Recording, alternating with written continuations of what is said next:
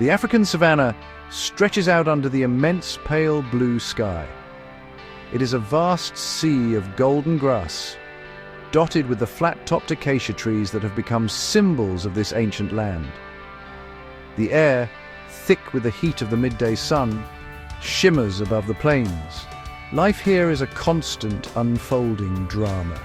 Herds of zebra, their stripes a dizzying pattern in the heat haze, graze peacefully alongside towering giraffes that nibble delicately at the highest branches. Great herds of wildebeest and nimble impala move across the landscape, always watchful, always alert. This is a world of both breathtaking beauty and uncompromising reality, where every creature plays a part in a delicate, often brutal balance. These plains are home to some of the most efficient predators on the continent. Lions rest in the shade, their powerful muscles relaxed but ready. A lone leopard, a master of stealth, might be hidden in the branches of a sausage tree, its spotted coat a perfect camouflage. But among them all, one predator stands out for its unique social structure and its relentless cooperative hunting style.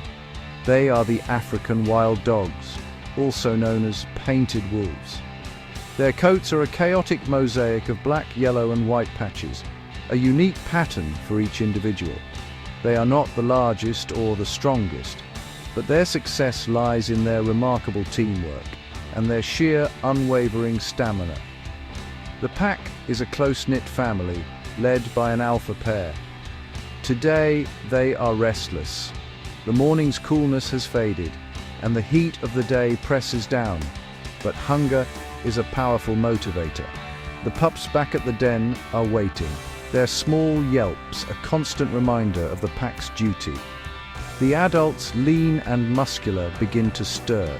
They greet each other with soft whines and nuzzles, reinforcing the social bonds that are the very foundation of their existence. This pre-hunt ritual is not just a social nicety, it is a vital ceremony that builds excitement and synchronizes the pack, turning a group of individuals into a single, highly effective hunting machine. Their strategy is not one of brute force or surprise ambush, but of careful planning and relentless pursuit. They will not simply charge into the nearest herd, instead they will test them, looking for a sign of weakness, an opportunity to exploit.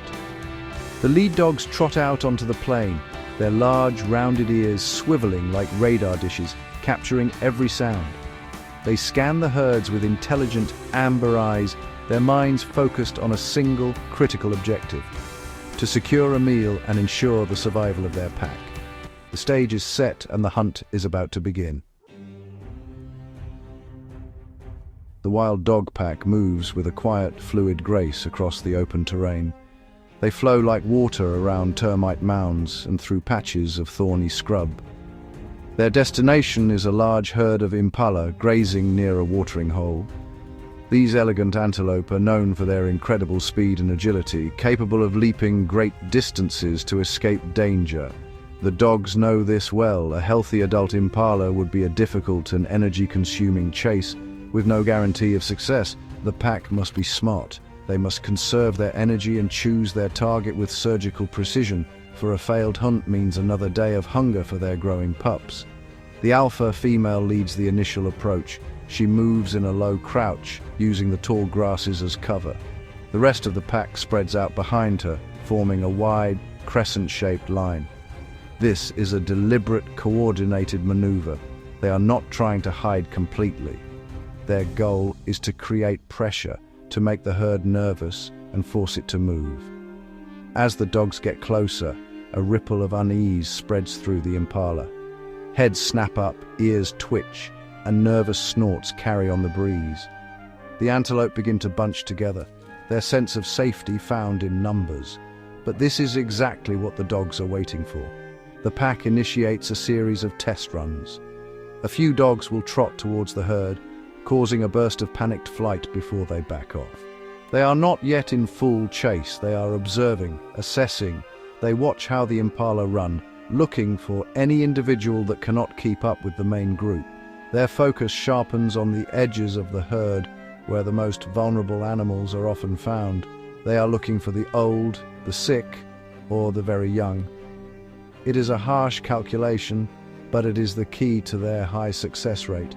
They must identify a target that offers the best chance of a successful hunt with the least amount of risk and energy expended.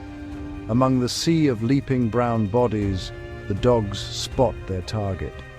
A young antelope, a fawn born only a few weeks ago, struggles to match the powerful strides of its mother. Its legs are still a little unsteady, its stamina not yet fully developed.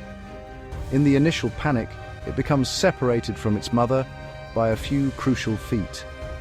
This tiny gap is a fatal mistake. The alpha female locks her eyes onto the fawn. A series of high-pitched chirps and twitters passes through the pack, a complex communication that signals the choice has been made. The target is selected. The true hunt is now ready to unfold. The signal is given, and the pack explodes into action. The casual trot transforms into a full-blown blistering sprint. The dogs do not all chase the same target. A few of the lead runners, including the alpha female, fixate entirely on the chosen fawn. The rest of the pack fans out, their role just as critical. They run parallel to the fleeing impala herd, preventing them from scattering in all directions. Their job is to keep the herd moving as a single unit, which ensures the small, vulnerable fawn remains isolated and unable to seek refuge within the chaos of the larger group. It is a brilliant, multi-layered strategy executed with flawless coordination.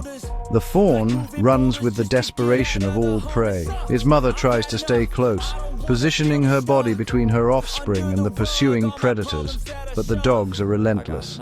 They work in relays. As one dog begins to tire, another surges forward to take its place, maintaining the relentless pressure. The fawn's small lungs burn, and its young muscles scream with effort. It zigzags, trying to shake its pursuers, but the dogs are experts at predicting these movements, cutting corners and closing the distance with terrifying efficiency. The savanna becomes a blur of thundering hooves and pounding paws. This is a chase of endurance, not just speed. Wild dogs are built for long-distance running. Their lean bodies and long legs can carry them for miles at a consistent, energy-saving pace. The antelope, by contrast, is a sprinter, relying on short bursts of incredible speed. The dogs know that if they can just prolong the chase, their stamina will ultimately win. The gap between the fawn and its mother widens. The lead dog is now just a few feet behind, its jaws snapping at the fawn's heels. The rest of the impala herd, driven by their own survival instinct, begins to pull away, leaving the mother and her baby to their fate. The end comes swiftly. The lead dog lunges, its powerful jaws closing on the fawn's hind leg. The young antelope stumbles and falls. In an instant, the rest of the pack is upon it. The chase, which covered nearly 2 miles of open plain, is over. There is no prolonged struggle. The kill is quick and efficient, a hallmark of the painted wolf's hunting method. The mother, her energy spent, can only watch from a distance before the instinct for her own survival forces her to turn and rejoin the distant, now slowing herd. The dust begins to settle over the scene, and the sounds of the frantic chase give way to the excited calls of the successful pack. The moment the hunt is over, the social rules of the pack come into sharp focus. There is no squabbling or fighting over the prize, which is, pretty common among other predators like lions or hyenas. Instead, a remarkable sense of order prevails.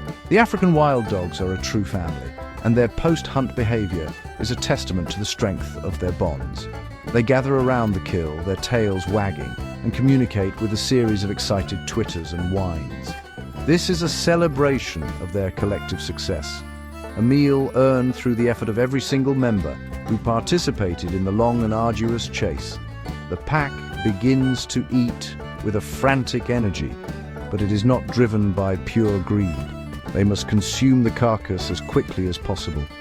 The scent of a fresh kill travels far on the savanna breeze, and it will not be long before other larger predators arrive to investigate. Lions would have no hesitation in driving the smaller dogs off their hard-won meal, and a clan of spotted hyenas could easily overpower them through sheer numbers and brute force. Every mouthful is precious, and time is of the essence. They tear at the meat, their specialized teeth making short work of the small antelope.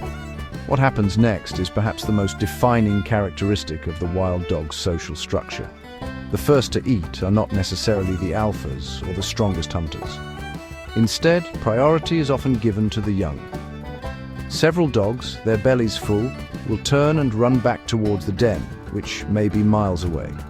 They will regurgitate meat for the hungry pups who are too young to join the hunt. They will also share this regurgitated food with any pack members who stayed behind to guard the den, or with any who are too old or injured to participate in the chase. This ensures that every member of the pack, regardless of their role, receives a share. This system of communal sharing is the glue that holds the pack together. It is the ultimate form of social security in a world where a single injury could mean starvation. By ensuring the survival of the pups, they are ensuring the future of the pack. By caring for the weak and the old, they maintain the pack's collective knowledge and experience. This behavior, this deep-seated instinct to provide for one another, is what makes the African wild dog one of the most successful and fascinating social carnivores on the planet. It is a lesson in cooperation, where the good of the group is placed above the needs of the individual. As the sun begins to dip towards the horizon, casting long shadows across the plains, life moves on. For the wild dog pack, the hunt was a resounding success. With full bellies and the pups at the den now fed, a sense of calm settles over the family. Some dogs lie down to rest, digesting their meal, while others engage in playful nips and chases, reinforcing their social bonds. They have fulfilled their duty for the day. They have navigated the fine line between life and death and have come out on top, securing their pack's survival for a little while longer. Tomorrow, the hunt will begin again, a relentless cycle driven by hunger and responsibility. For the impala herd, the day ends in loss. The mother of the fawn will remain with the herd, her connection to her lost offspring severed by the harsh laws of nature. The herd will continue to graze, though they are now even more vigilant, their senses heightened by the recent attack. The loss of one of their number, while tragic, is a price the herd pays for its continued existence. The predators have taken the young and the vulnerable, leaving the strongest and healthiest adults to reproduce and carry the herd forward.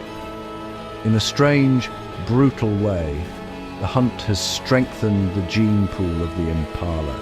This dynamic between predator and prey is the engine that drives the entire ecosystem. It may seem cruel, but it is essential for maintaining a healthy natural balance. The wild dogs, by preying on the impala, help to control their population. Without predators, the herbivore numbers would explode. They would overgraze the savanna, stripping it of its vegetation until there was nothing left to eat. This would lead to mass starvation and the collapse of the entire system. Predators are not villains in this story. They are vital regulators, nature's way of ensuring that no single species becomes too dominant. And so, the day closes on the African savanna. The sky turns a fiery orange and deep purple. The surviving impala settle down for the night, and the contented wild dogs rest near their den. The chase and the kill were not an act of malice, but a fundamental part of existence in this wild and magnificent place. It is a powerful reminder that in nature, life and death are inextricably linked, two parts of the same unending story. It is the great and unbroken circle of life, turning now as it has for millions of years, under the vast and watchful African